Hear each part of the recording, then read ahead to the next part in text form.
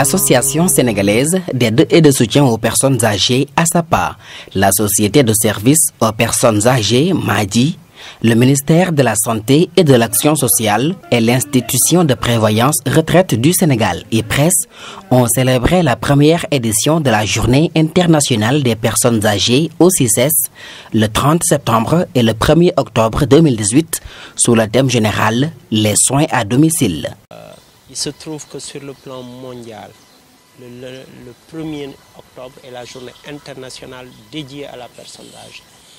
Nous avons toujours été dans nos contrées à dire non, nous on s'occupe de nos personnes âgées. Mais ce qu'on a remarqué, c'est que les familles sont en train de muter et de changer. Et que l'âge est en train de monter, les jeunes, tout le monde est occupé maintenant, ce qui fait que la personne âgée se trouve quelquefois isolée. Alors nous voulons prendre les devants. En voulant célébrer cette journée, nous avons dit nous n'allons pas nous limiter à célébrer cette journée. Nous allons démarrer ce dimanche par une journée de consultation gratuite. Et demain, il y aura un panel sur les soins à domicile. C'est pour amener l'État, les familles, les populations, les différents acteurs à réfléchir sur ce qui se passe dans les domiciles. Les soins, ce n'est pas seulement à l'hôpital, c'est surtout quand le malade retourne à la maison. Donc aujourd'hui, nous avons pu mettre en place cette journée de consultation sur laquelle la secrétaire générale de l'association va revenir. Mais je voudrais profiter de l'occasion que vous me donnez pour remercier surtout nos partenaires. Cette idée, si elle est venue à son terme, il y a 3 grands partenaires que nous ne saurons négliger. C'est Val d'Afrique, qui a, de par ses actions communautaires à Rufisque, a voulu nous accompagner dans cette idée. Il y a Gertran SA avec M. Marcham, qui de manière spontanée, sans même chercher de quoi ça retourner, a dit qu'il adhère à tout ce qui touche aux personnes âgées. Et notre partenaire naturel, c'est l'IPRES. Quand l'idée a démarré et quand on le leur a soumis, d'emblée, ils ont adhéré et nous ont accompagnés depuis le début. Quels sont les différents services et sur combien de patients avez-vous? Ça, comme je vous ai dit tout de suite, je vais laisser ce soin-là à la secrétaire générale de l'association donner parce que c'est elle qui est la maîtresse de cérémonie de ces consultations avec ça. Demain, ce sera une conférence sur les soins à domicile avec le ministère de la Santé et le professeur Momodou Koumé du service de gériatrie de l'hôpital Fann. Le ministère de la Santé nous a accompagnés. Tout ce que les retraités verront ici comme médicaments viennent du ministère de la Santé. Madame Cissé, la secrétaire générale de l'association, donnera les différentes structures du ministère qui nous ont accompagnés dans ça. Et pourquoi le choix de cette table? Mais parce que nous avons remarqué, nous sommes plus dans les domiciles et nous avons remarqué qu'il y a un bon pourcentage de personnes âgées laissées pour compte dans les domiciles. Et l'exemple que nous donnons à nos autorités, c'est que dans le cadre de la CMU ou du plan Sésame, ils peuvent prendre une personne âgée à l'hôpital du 1er janvier au 30 novembre. Mais dès que le médecin dit qu'il n'y a plus de rendez-vous, à partir du 1er décembre, c'est comme si on disait cette personne âgée n'a plus droit à des soins. Alors que la continuité des soins peut se faire à domicile. Maintenant, nous allons nous battre, nous allons continuer de faire le plaidoyer pour que les soins à domicile soient intégrés dans la pyramide sanitaire. Le ministère de la Santé est très sensible à ça. Déjà, beaucoup de formations que nous avons eu à faire, nous avons été accompagnés par le ministère de la Santé. Le reste maintenant, c'est le mettre en œuvre. Une action d'une haute portée sociale que l'ASAPA mène depuis des années avec leurs partenaires du secteur de la santé sur la base d'une approche inclusive prenant en compte les personnes âgées qui ne peuvent pas sortir de chez elles. Depuis 2015, nous œuvrons pour la prise en charge des personnes âgées pour améliorer leur accès aux soins.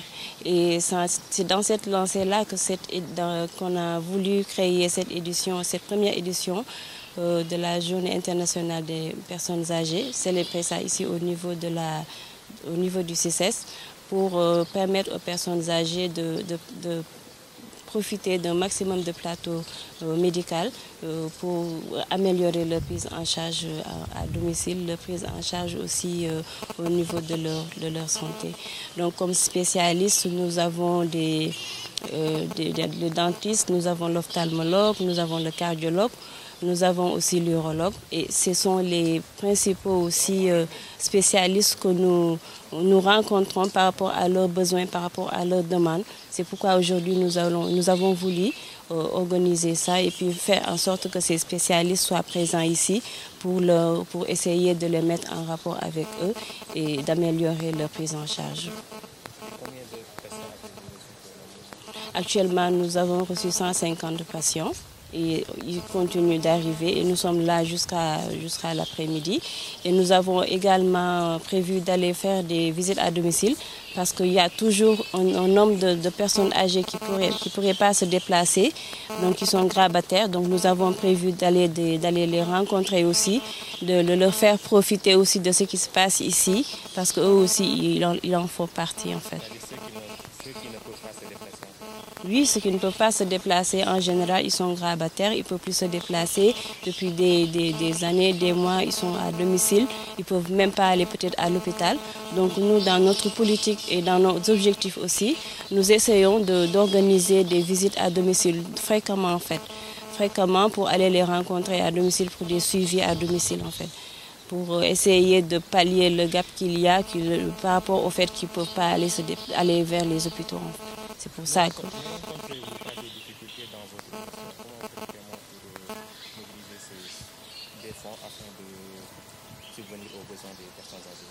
Oui, des difficultés ne peuvent pas manquer, mais comme c'est une association, nous avons aussi les membres de l'association qui font leurs cotisations, nous avons aussi des bénévoles qui font des dons de par-ci, par-là aussi, qui nous accompagnent. Ça aussi, c'est quelque chose qui nous aide beaucoup. C'est vrai que par rapport à la demande, par rapport aux besoins sur le terrain, ce n'est jamais satisfaisant en fait. Il y a toujours plus de besoins par rapport à ce que nous pouvons récolter, surtout par rapport aux médicaments, parce que le principal souci que nous rencontrons, c'est vraiment un problème de médicaments. Parce que pour les consultations, il n'y a pas de souci, mais pour qu'ils aient les médicaments qu'il faut à domicile, à disposition, c'est ça qui peut poser problème. C'est pourquoi nous allons profiter de cette occasion pour lancer un appel à toutes les bonnes volontés qui pourront se joindre à nous parce que à part ce jour-là, nous tous les jours, nous organisons des visites à domicile de façon gratuite au niveau de Dakar, au niveau de Rufisque aussi. Donc ce serait pas mal de se joindre à nous aussi. C'est un appel que nous leur faisons pour qu'ils puissent se joindre à nous et aider ces personnes âgées-là qui sont chez eux, qui ont besoin de soins et qui ne peuvent pas se déplacer mais qui n'ont toujours pas toujours les moyens nécessaires en fait pour subvenir à tous les besoins du point de vue du médicament ou bien du point de vue social en fait.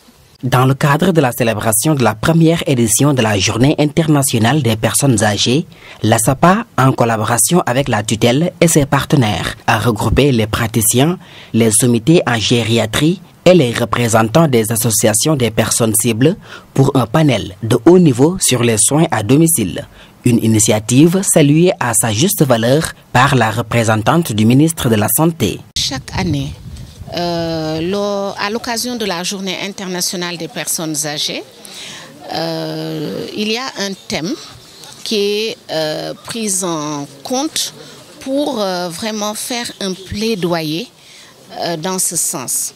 C'est-à-dire que effectivement, nous savons que au niveau de l'État, il a été mis en place le plan Sésame depuis des années et que ce plan a été réactualisé et confié, en tout cas l'exécution, confiée au ministère de la Santé et de l'Action sociale et particulièrement à la CMU cette année.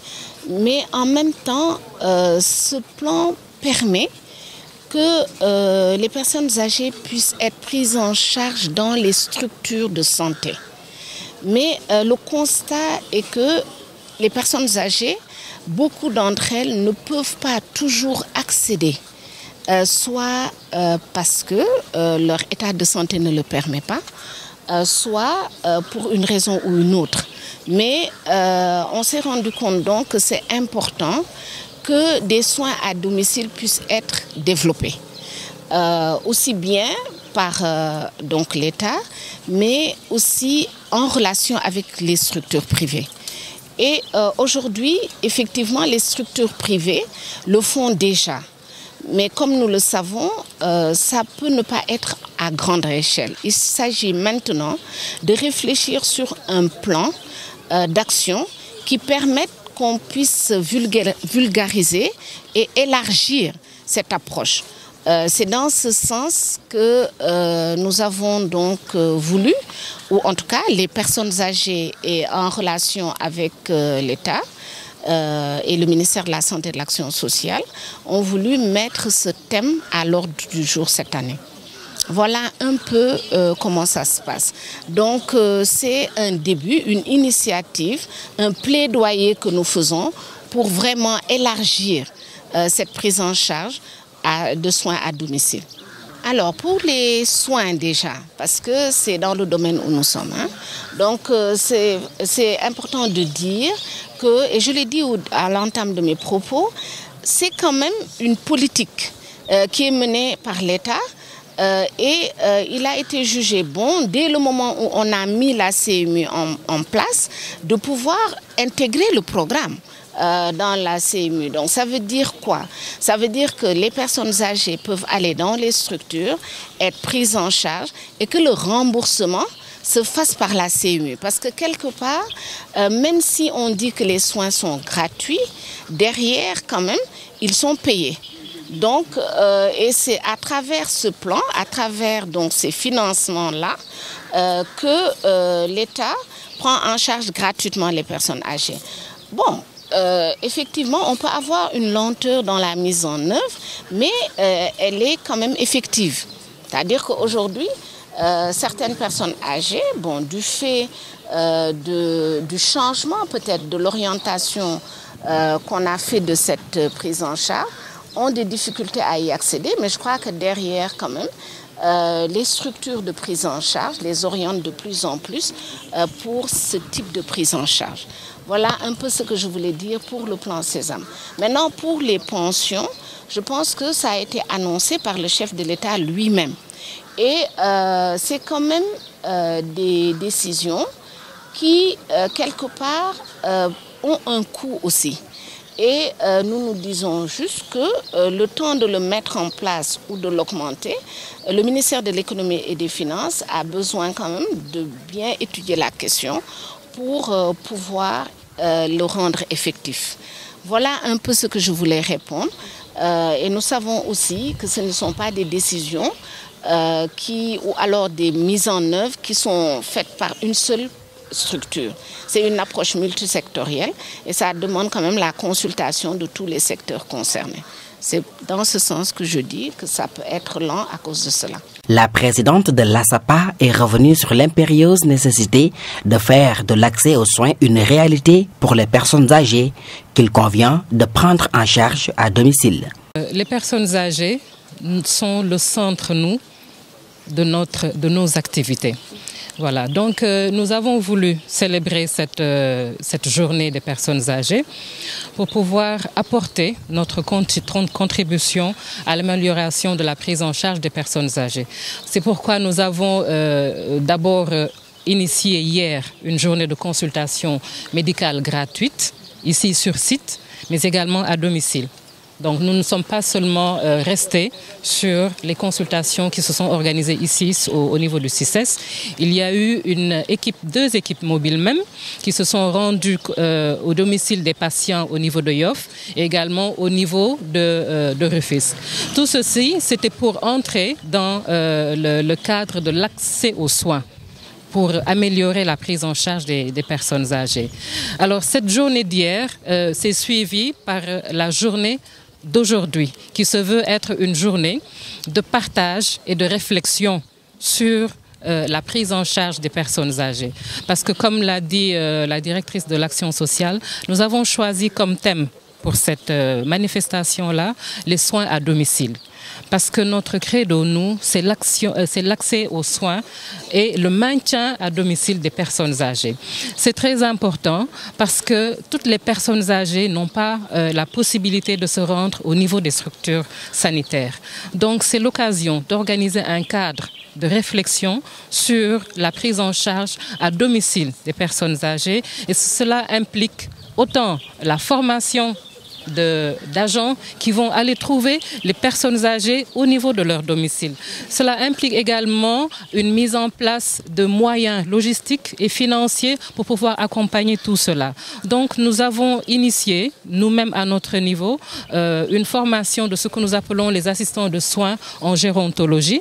Et ce que nous souhaitons, c'est que cette formation-là puisse être intégrée dans les curricula. Peut-être ce sera dans la formation professionnelle ou encore dans la formation académique. C'est l'occasion pour nous ici de discuter avec les universitaires qui sont là, les représentants du ministère qui sont là, les représentants de l'action sociale, etc. pour pouvoir définir quelque chose qui puisse être conduit en synergie avec tous les acteurs. Les problèmes sont multiples. Hein. C'est surtout des problèmes d'ordre financier, d'ordre humain, matériel, etc. Parce que nous sommes une association. Hein. Nous sommes une association qui se veut soutenir les personnes âgées. Nous le faisons à plusieurs niveaux. Nous organisons comme ceci des journées de consultation médicale gratuites. Nous organisons des ateliers de sensibilisation pour les personnes âgées. Nous intervenons également dans la distribution de médicaments ou de matériel médical qui sont mis à notre disposition nous-mêmes par nos partenaires, mais tout cela retourne aux personnes âgées. Donc c'est là, en gros, les difficultés que nous rencontrons. Nous l'avons déjà commencé depuis hier. Hein. Nous avons une unité mobile. Une unité mobile, c'est-à-dire composée de médecins, d'infirmiers, d'auxiliaires de vie qui se déplacent, qui vont au niveau des domiciles des patients pour pouvoir, c'est le programme que nous appelons Nemmeeku Mag Ñi. Nemmeeku Mag Ñi, c'est Nemmeeku Mag Ñi, c'est selon, hein, selon les Lébou qui disent Nemmeeku Mag Ñi, c'est aller se rendre au niveau même des domiciles des personnes âgées pour pouvoir prendre en compte toutes leurs difficultés, prendre en compte leur appréciation, prendre en compte les besoins. Essayer de recueillir les besoins et essayer de leur venir en aide à ce niveau-là. Un travail humanitaire a encouragé que les personnes âgées cibles ont magnifié face à l'opinion publique, tout en interpellant l'État sur la nécessité d'accompagner le processus ainsi lancé. Aujourd'hui, je suis le représentant de toutes les associations des personnes âgées pour parler en leur nom. C'est donc sous cette étiquette que je suis là.